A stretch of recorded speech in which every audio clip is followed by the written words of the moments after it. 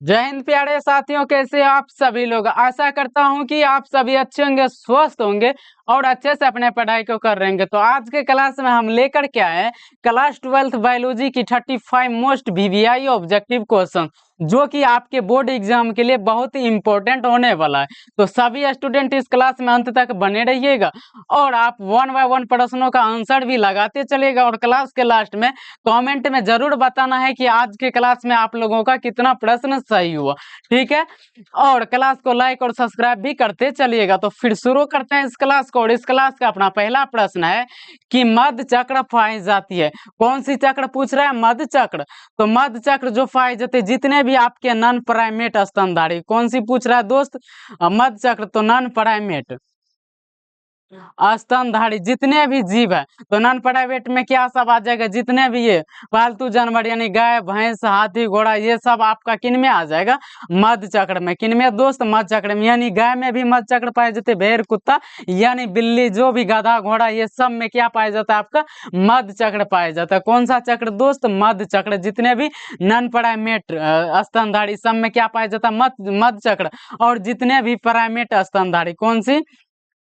Primate स्तनधारी, इनमें आपका पाया जाता है कौन सा चक्र? ऋतु चक्र। कौन सा चक्र दोस्त? ऋतु चक्र, ठीक है। तो इनको भी आप लोग अच्छे से याद रखिएगा। तो प्राइमेट में क्या सब आ जाएगा?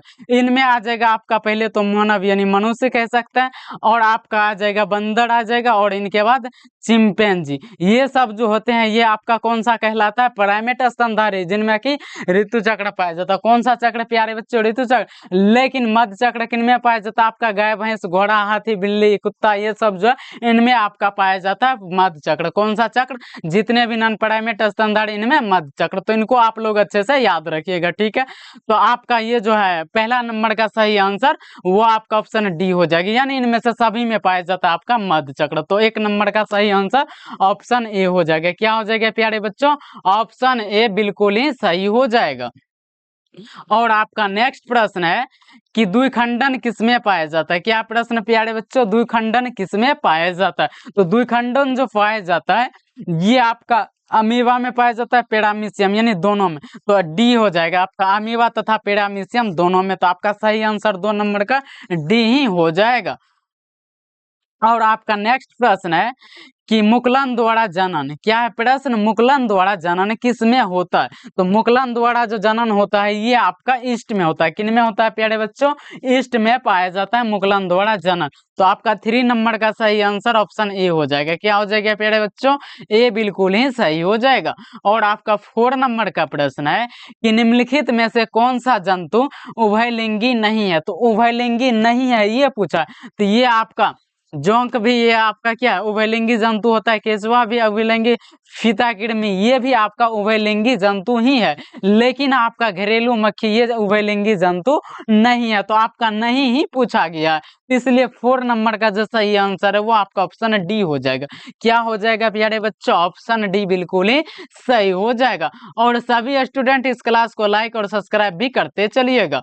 और आपका 5 नंबर का प्रश्न है कि वायु परागित पुष्प सामान्यतः होते हैं। क्या है प्रश्न? वायु परागित पुष्प सामान्यतः होते हैं। तो ये जो होता है ये आपका छोटे एवं रंगहीन दोनों होते हैं। क्या होते हैं दोस्त? छोटे एवं रंगहीन दोनों होते हैं। तो आपका ऑप्शन डी सही हो जाएगा। कितना नंबर का? 5 नंबर का सही आंसर ऑप्शन डी हो जाएगा। और आपका 6 नंबर का प्रश्न है कि अनिषेक जनन। कौन सा जनन? अनिषेक जनन सामान्यतः मिलता है।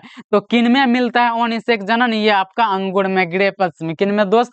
ग्रेप्स में क्या पाया जाता है? आपका अनिषेक जनन पाया जाता है। तो आपका 6 नंबर का जो सही आंसर है वो आपका ऑप्शन ए सही हो जाएगा। क्या हो जाएगा? ऑप्शन ए सही हो जाएगा। और आपका 7 नंबर का प्रश्न है कि द्विनिषेचन की खोज किसने की? द्विनिषेचन की जो खोज की ये आपका नवाज़ जी ने की। कौन दोस्त? नवाज़, यानी आपका 7 नंबर का जो सही आंसर है वो ऑप्शन बी हो जाएगा। क्या हो जाएगा प्यारे बच्चों? ऑप्शन बी बिल्कुल ही सही हो जाएगा। और आपका 8 नंबर का प्रश्न है कि स्त्री दल चक्र बना है, यानी पुष्पों में जो स्त्री दल चक्र बना है ये किसका बना है? तो ये आपका स्टिग्मा, स्टाइल, ओवरी, यानी इनमें से सभी का बना है। यानी ये सभी मिलकर के क्या बनाया? आपका स्त्री दल चक्र बनाया। क्या बनाया प्यारे बच्चों स्त्री दल चक्र बनाया है। तो आपका 8 नंबर का सही आंसर ऑप्शन डी हो जाएगा। क्या हो जाएगा प्यारे बच्चों? ऑप्शन डी बिल्कुल ही सही हो जाएगा। और आपका 9 नंबर का प्रश्न है कि कोशिकीय अवस्था में भ्रूण क्या कहलाता है? कोशिकीय अवस्था में पूछा है, तो इस अवस्था में जो भ्रूण कहलाता है ये आपका मॉड्यूला कहलाता है। क्या कहलाता है प्यारे बच्चों? मॉड्यूला कहलाता है कोशिकीय अवस्था में भ्रूण। तो आपका 9 नंबर का सही आंसर ऑप्शन बी हो जाएगा। और आपका 10 नंबर का प्रश्न है कि एक स्वस्थ महिला पूरे जीवन काल में उत्पन्न कुल अंडों की संख्या कितनी होती है? यानी एक स्वस्थ महिला जो है अपने पूरे जीवन काल में कुल कितने अंडों की उत्पन्न, यानी मतलब कितने अंडे बनते हैं एक स्वस्थ महिला में? तो ये आपका कितना बनता है? 400। कितना बनता है दोस्त? 400 बनता है। तो इनको अच्छे से आप लोग याद रखिएगा, ये बहुत ही इंपॉर्टेंट प्रश्न है आपका कि एक स्वस्थ महिला अपने पूरे जीवन काल में कितने अंडे उत्पन्न करती थी? ये आपका 400। कितने प्यारे बच्चों? 400। तो आपको 400 ही लगाना है, ना कि 4040। ठीक है, ये सब बिल्कुल भी आप लोग गलती मत कीजिएगा। कितना लगाना है? 400 ही लगाना है। तो आपका 10 नंबर का जो सही आंसर है वो क्या हो जाएगा? ऑप्शन बी हो जाएगा। तो आप लोग से उम्मीद है कि आप लोग भी बी ही ऑप्शन लगाए होंगे 10 नंबर का। तो आपका 10 नंबर का जो सही आंसर है वो आपका ऑप्शन बी हो जाएगा। और आपका 11 नंबर का क्वेश्चन है कि सर्टोली कोशिका पाई जाती है। तो सर्टोली कोशिका जो पाई जाती है ये आपका वृषणों में पाई जाती है। किन में? यानी टेस्टस में। किन में पाई जाती है प्यारे बच्चों? टेस्टस में पाई जाती है। तो आपका 11 नंबर का भी सही आंसर ऑप्शन बी ही हो जाएगा। क्या हो जाएगा? ऑप्शन बी सही हो जाएगा। और आपका 12 नंबर का प्रश्न है कि गर्भाशय किससे संबंधित है? तो गर्भाशय जो संबंधित है ये संबंधित आपका मादा या फिर स्त्री जनन तंत्र से। यानी गर्भाशय किन में पाया जाता है? मादा में ही तो पाया जाता है। यस, तो इनमें क्या लगाना आपका? मादा या फिर स्त्री जनन तंत्र। तो आपका 12 नंबर का जो सही आंसर है ऑप्शन बी हो जाएगा। क्या हो जाएगा प्यारे बच्चों? ऑप्शन बी बिल्कुल ही सही हो जाएगा। और आपका 13 नंबर का प्रश्न है कि जनसंख्या अधिक होने से डैश होगी। तो जनसंख्या अधिक होने से क्या हो सकती है? आपका प्रति व्यक्ति कम आय कम हो जाएगी, यही तो होगी ना। प्रति व्यक्ति आय क्या हो जाएगी? कम हो जाएगी। प्रति व्यक्ति आय ज्यादा तो नहीं होगी। जनसाधारण का स्वास्थ्य अच्छा तो नहीं होगा। उपर्युक्त सभी, यानी इनमें से सभी तो सही कभी नहीं होगा। ये आपका इनमें से क्या करेक्ट हो सकता है? प्रति व्यक्ति आय। यानी अगर जनसंख्या किसी देश में अधिक हो रहा है तो उनका जाहिर सी बात है कि आय यानी आर्थिक स्थिति डाउन होगा ही होगा। ठीक है, तो आपका क्या हो जाएगा? आय कम हो जाएगा। बिल्कुल सही। तो आपका 13 नंबर का जो है केवल और केवल ए ही सही होने वाला। क्या होने वाला है प्यारे बच्चों? केवल और केवल ए ही सही होने वाला। तो आपको ए ही लगाना है 13 नंबर का सही आंसर। और आपका 14 नंबर का प्रश्न है कि जनसंख्या का अध्ययन क्या कहलाता है? तो जनसंख्या का अध्ययन कहलाता है ये आपका डेमोग्राफी कहलाता है। क्या कहलाता है? डेमोग्राफी। या फिर डेमोग्राफी के अंतर्गत किनका अध्ययन करते हैं? तो जनसंख्या का अध्ययन। किनका अध्ययन? जनसंख्या यानी पॉपुलेशन का। किनका दोस्त? पॉपुलेशन का। तो आपका 14 नंबर का जो सही आंसर है वो आपका ऑप्शन डी हो जाएगा। क्या हो जाएगा सही प्यारे बच्चों? ऑप्शन डी बिल्कुल ही सही हो जाएगा। और आपका 15 नंबर का प्रश्न है कि पृथक्करण के सिद्धांत को और क्या कहते हैं? तो पृथक्करण के सिद्धांत को जो कहते हैं ये आपका युग्मकों की शुद्धता का नियम। क्या कहते हैं? और युग्मकों की शुद्धता का नियम। तो आपका 15 नंबर का जो सही आंसर है वो आपका ऑप्शन सी सही हो जाएगा। और आपका 16 नंबर का प्रश्न है कि मेंडल ने कितने लक्षणों का अध्ययन किया? तो मेंडल जी ने कुल 7 लक्षणों का, कितने लक्षणों का? 7 लक्षणों का अध्ययन किया। तो आपका 16 नंबर का जो सही आंसर है वो आपका ऑप्शन सी हो जाएगा। क्या हो जाएगा सही प्यारे बच्चों? ऑप्शन सी बिल्कुल ही सही हो जाएगा। और आपका 17 नंबर का प्रश्न है कि कर्मिक विकास में योगदान है। तो कर्मिक विकास में जो योगदान है ये आपका पर परागण का। किनका दोस्त? पर परागण का होता है। तो आपका 17 नंबर का सही आंसर ऑप्शन बी हो जाएगा। और आपका 18 नंबर का प्रश्न है कि एंट अमीबा इनमें से क्या है? तो एंट अमीबा किनको कहा जाता है? तो आपको प्रोटोजोआ को। किनको कहा जाता है दोस्त? प्रोटोजोआ को। तो आपका 18 नंबर का सही आंसर ऑप्शन सी हो जाएगा। क्या हो जाएगा प्यारे बच्चों? ऑप्शन सी बिल्कुल ही सही हो जाएगा। तो आप सभी विद्यार्थी से अनुरोध है कि आप सभी सही ही आंसर लगाना, गलती बिल्कुल भी नहीं करना है। अगर आप लोगों को ऐसा लग रहा है कि ये क्वेश्चंस हमसे नहीं बनने वाला है, तो आप लोग मतलब लास्ट में इनको देख लीजिएगा, लेकिन गलत बिल्कुल भी मत लगाइएगा, ठीक है। क्योंकि आप लोगों को ऐसे ऐसे क्वेश्चंस हम पढ़ा चुके हैं, तो इसलिए आप लोग इनको भी गलती मत कीजिएगा। तो आपका 19 नंबर का प्रश्न है कि ऐसे पदार्थ जिनके प्रति प्रतिरक्षा अनुक्रिया होती है उसे क्या कहते हैं? तो उसे कहते हैं आपका क्या कहते हैं? एलर्जन। क्या कहते हैं दोस्त? एलर्जन। तो आपका 19 नंबर का जो सही आंसर है वो आपका ऑप्शन ए हो जाएगा। क्या हो जाएगा प्यारे बच्चों? ऑप्शन ए बिल्कुल ही सही हो जाएगा। और आपका 20 नंबर का प्रश्न है कि विषाणु किससे बना होता है? तो विषाणु जो यानी वायरस, वायरस किससे बना होता है? तो वायरस जो आपका या प्रोटीन तथा न्यूक्लिक अम्ल का बना होता है। किनका बना होता है प्यारे दोस्त? प्रोटीन तथा न्यूक्लिक अम्ल का बना होता है। तो आपका 20 नंबर का जो सही आंसर है वो आपका ऑप्शन बी बिल्कुल ही सही हो जाएगा। और आपका 21 नंबर का प्रश्न है कि जुकाम या फिर साधारण ठंड जिनको क्या कहते हैं आप? तो आप सब कहते हैं ना कोल्ड, ये होता है। तो आपका साधारण जुकाम या फिर साधारण ठंड कह सकते होता है, ये किससे होता है? तो ये आप लोगों को अच्छे से पता होना चाहिए। ये जो होता है ये आपका राइनो विषाणु से होता है, यानी राइनो वायरस से होता है। साधारण ठंडी जुकाम या सर्दी जिनको कहते हैं, ये किनसे होता है दोस्त? राइनो वायरस से होता है। कौन से वायरस से? राइनो वायरस से हो पाया जाता है, ठीक है। तो आपका 21 नंबर का जो सही आंसर है वो आपका ऑप्शन सी हो जाएगा। और आपका 22 नंबर का प्रश्न है कि इनमें से कौन जीवाणु जनित रोग है? तो जो जीवाणु के द्वारा उत्पन्न होती है वो बताना है कि इनमें से कौन से है। तो कुष्ठ रोग, ये भी आपका क्षय रोग है, यानी कि ये तीनों के तीनों आपका जीवाणु जनित रोग है। तो इनमें से सभी हो जाएगा। क्या हो जाएगा प्यारे बच्चों? इनमें से सभी के सभी आपका जीवाणु जनित रोग हो जाएगा। तो आपका 22 नंबर का जो सही आंसर है वो आपका ऑप्शन डी हो जाएगा। और आपका 23 नंबर का प्रश्न है कि मेहसाना प्रजाति है। तो मेहसाना जो प्रजाति है ये आपका एक भैंस की यानी बेफेलो की प्रजाति। किनकी प्रजाति है प्यारे बच्चों? भैंस की, जो कि आपको पिछले भी क्लास में बता चुके हैं। मेहसाना एक भैंस की यानी बेफेलो की प्रजाति या फिर स्पीसीज कह सकते हैं, ठीक है।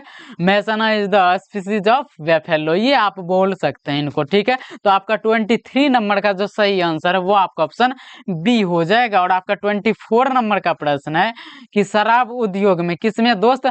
शराब उद्योग में किस सूक्ष्म जीव का उपयोग होता है? तो शराब उद्योग में जो उपयोग किया जाता है इनमें किया जाता है आपका ईस्ट। किनका दोस्त?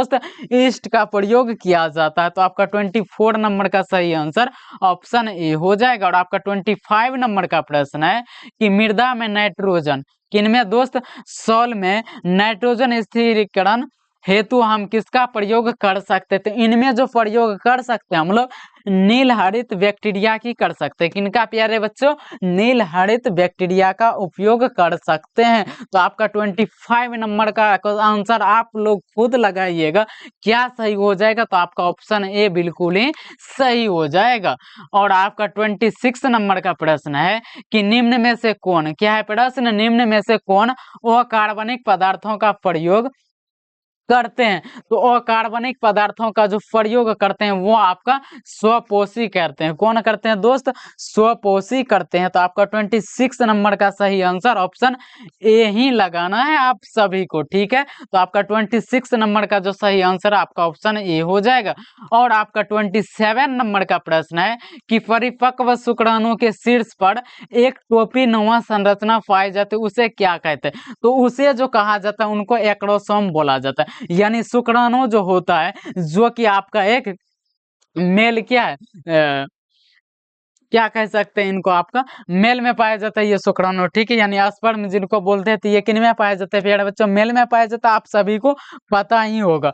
और ये जो है शुक्राणु यानी स्पर्म, स्पर्म के जो शीर्ष पर पाए जाते हैं टोपी नुमा संरचना यानी इस प्रकार का जो पाया जाता है इनको क्या कहा जाता है? इनको एक्रोसोम कहा जाता है। क्या कहा जाता है प्यारे बच्चों? इनको एक्रोसोम कहा जाता है। और ये जो बाकी में ये आपका क्या कहलाता है? टेल होता है। क्या होता है? स्पर्म की टेल होता है। तो आपका 27 नंबर का जो सही आंसर है वो आपका ऑप्शन ए हो जाएगा। क्या हो जाएगा प्यारे बच्चों?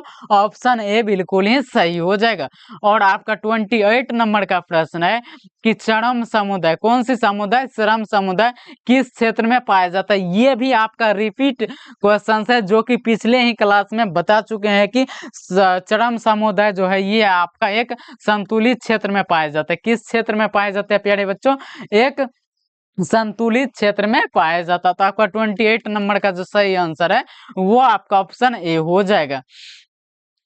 प्यारे बच्चों, एक गलती बिल्कुल भी आप लोग मत कीजिएगा, लाइक और सब्सक्राइब जरूर कीजिएगा, क्योंकि ये आप लोगों का फर्ज बनता ही बनता है। ठीक है, अगर आप लोग इस क्लास को लाइक और सब्सक्राइब करते हैं तो मोटिवेशन एक अच्छी तरह से मिलता है और आप लोगों को अच्छी से अच्छी जानकारी देने की भी हमारे अंदर से एक क्या कहते हैं, एक उत्साहित जागृत होता है और आप लोगों को बेहतरीन से बेहतरीन और ढंग से क्लास पढ़ाने की लालसा मेरी भी जगती है। इसलिए आप लोग से अनुरोध है कि क्लास को लाइक और सब्सक्राइब भी आप लोग अच्छे से करते चलिएगा। ठीक है, तो और आपका 29 नंबर का जो प्रश्न है ये आपका है, लेक ऑफ एरन किसका प्रतिनिधि है? लेक ऑफ एरन जो ये प्रतिनिधि है ये आपका एक क्या कहते हैं, ये आपका क्या हो जाएगा? अनुदेशी जीन क्रिया विधि का, दमनकारी जीन क्रिया विधि का, इनका भी आपका गृह संचालन जीन संरचना का, यानी इनमें से सभी का है। किनका है प्यारे बच्चों? इनमें से सभी के सभी का है। तो आपका 29 नंबर का सही आंसर ऑप्शन डी हो जाएगा। क्या हो जाएगा प्यारे बच्चों? ऑप्शन डी बिल्कुल ही सही हो जाएगा। और आपका 30 नंबर का प्रश्न है कि जेनेटिक कोड कहाँ रहता है? तो जेनेटिक कोड जो रहता है ये आपका रहता है mRNA में। किन में पाया जाता है प्यारे बच्चों? mRNA में। कौन सा कोड? Genetic code. तो आपका 30 नंबर का भी सही आंसर ऑप्शन डी ही हो जाएगा। और आपका नेक्स्ट प्रश्न है कि अफीम व हीरोइन किससे प्राप्त होती है? तो अफीम और हीरोइन जो प्राप्त होती है ये आपका होती है पे पावर से। किन में दोस्त? किन से होता है? तो आपका पे पावर से। तो आपका 31 नंबर का जो सही आंसर है वो आपका ऑप्शन बी हो जाएगा। क्या हो जाएगा प्यारे बच्चों? ऑप्शन बी बिल्कुल ही सही हो जाएगा। और आपका 32 नंबर का जो प्रश्न है वो है आपका कि भारतवर्ष का प्रथम राष्ट्रीय उद्यान है। तो भारतवर्ष का जो प्रथम राष्ट्रीय उद्यान है ये आपका कॉर्बेट नेशनल पार्क। कौन सा है प्यारे बच्चों? Corbett national park. तो इनको आप लोग अच्छे से याद रखिएगा। तो कॉर्बेट नेशनल पार्क जो ये आपका भारतवर्ष का फर्स्ट राष्ट्रीय उद्यान है। तो आपका 32 नंबर का जो सही आंसर है वो आपका ऑप्शन डी हो जाएगा। और आपका 33 नंबर का प्रश्न है कि विश्व एड्स दिवस किस तिथि को मनाया जाता है? ये जो मनाया जाता है ये आपका 1 दिसंबर या फिर 1 दिसंबर इनको बोल सकते हैं। कौन सा दिवस? विश्व एड्स दिवस। ठीक है, तो आपका 33 नंबर का सही आंसर क्या हो जाएगा? आपका 33 नंबर का आपका ऑप्शन बी सही हो जाएगा। क्या हो जाएगा प्यारे बच्चों? ऑप्शन बी बिल्कुल ही सही हो जाएगा। ठीक है, और आपका नेक्स्ट प्रश्न है कि अखबार के कागज, क्या है प्रश्न? अखबार के कागज में कौन सा विषैला तत्व होता है? तो अखबार के कागज जो पाया जाता है उनमें कौन सा विषैला तत्व पाया जाता है? वो पाया जाता है आपका पीबी। क्या पाया जाता है प्यारे बच्चों? पीबी पाया जाता है। ठीक है, तो आपका 34 नंबर का जो सही आंसर वो आपका ऑप्शन बी हो जाएगा। क्या हो जाएगा प्यारे बच्चों? ऑप्शन बी बिल्कुल ही सही हो जाएगा। और आपका 35 नंबर का प्रश्न है कि वन्य जीव संरक्षण अधिनियम प्रस्तुत किया गया था। तो वन्य जीव संरक्षण अधिनियम जो प्रस्तुत किया गया था ये आपका 1972 में किया गया था। कब किया गया था प्यारे बच्चों? 1972 में किया गया था। तो आपका 35 नंबर का सही आंसर ऑप्शन ए हो जाएगा। क्या हो जाएगा प्यारे बच्चों? ऑप्शन ए बिल्कुल ही करेक्ट हो जाएगा। तो सभी स्टूडेंट इस क्लास को लाइक और सब्सक्राइब जरूर कीजिएगा। तो मिलते हैं इसी तरह के एक और बेहतरीन क्लास के साथ। तो आज के लिए इतना ही। जय हिंद, जय भारत। तो इस शिक्षा प्लेटफॉर्म की जो क्लास है ये आपका डेली शाम के 7 बजे है। तो आप लोग बिल्कुल भी जुड़ना मत भूलिएगा। ठीक है।